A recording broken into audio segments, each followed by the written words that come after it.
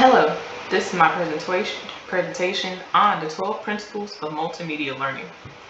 To start off, I do a quick introduction. And I explain to the students. It's oriented more towards 6th to 8th grade. We're looking at middle school on the topic of digital citizenship.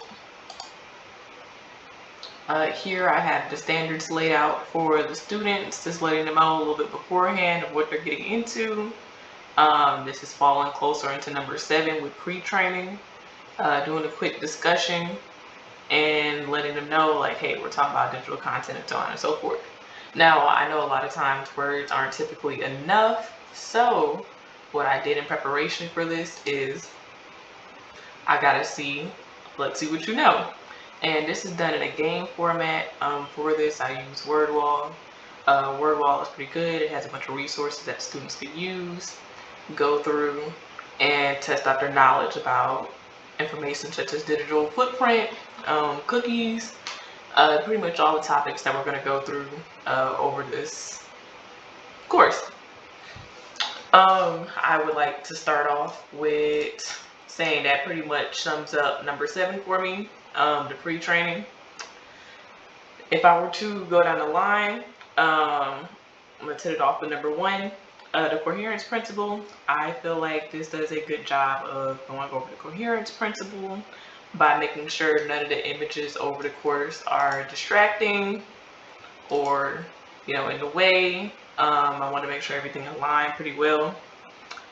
Signaling. I really went out of my way to make sure I highlighted information that was distinct and that I knew the students needed to know. The topics being like digital content is permanent, but every word is stored was highlighted to let them know, like, out of everything you need to know, everything that you do is stored on the internet.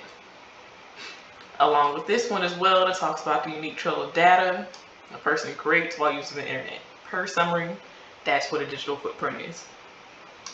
Redundancy principle. To avoid consistently talking about the same thing over and over again, the slides are pretty distinct with going back and forth.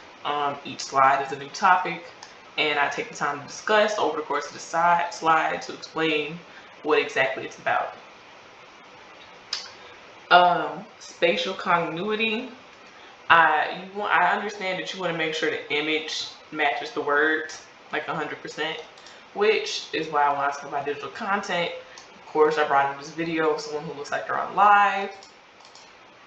But next, cookies and, going across the internet, I want to make sure everything still stayed within place. The words go with the visual, which is still part of the image relating to the word.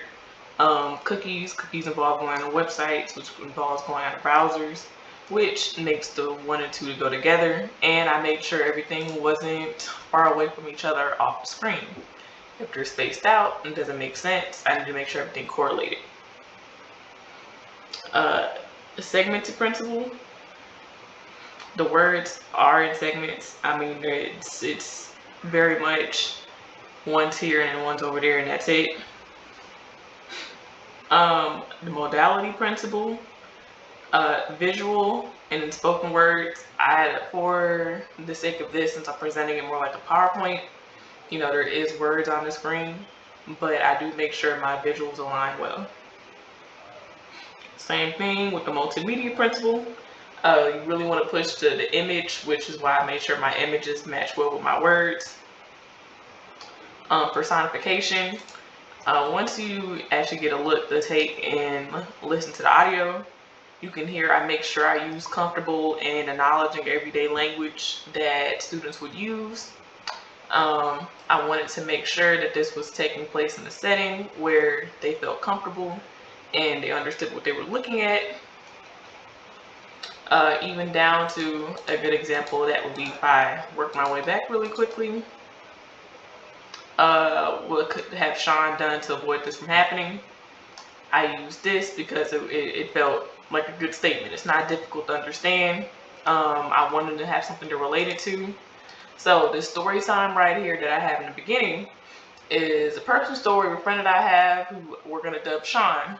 And now he got on social media and overshared, which led to him losing his position as a pilot.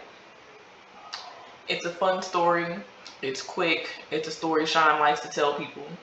But I was hoping to use this as a reality check while I'm talking about real world examples for students to relate to and understand, like, there's consequences to your actions. For the voice principle, I mean, I've used my own voice throughout the presentation.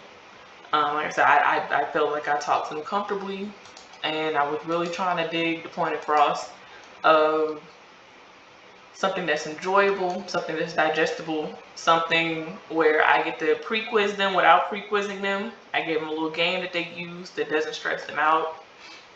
This gives me the ability to present it as a whole or allowing them to do it on their own. I made sure to cover a lot of topics and made sure the images went well with the topics that were a part of it. I would like to acknowledge that I really do appreciate. This is my first time using Nearpod, so really nice. And finally, I gave them a reference page because I need to start working on references young, but I allow the students an opportunity to see this and let them know this is where I got my information from. And that's it.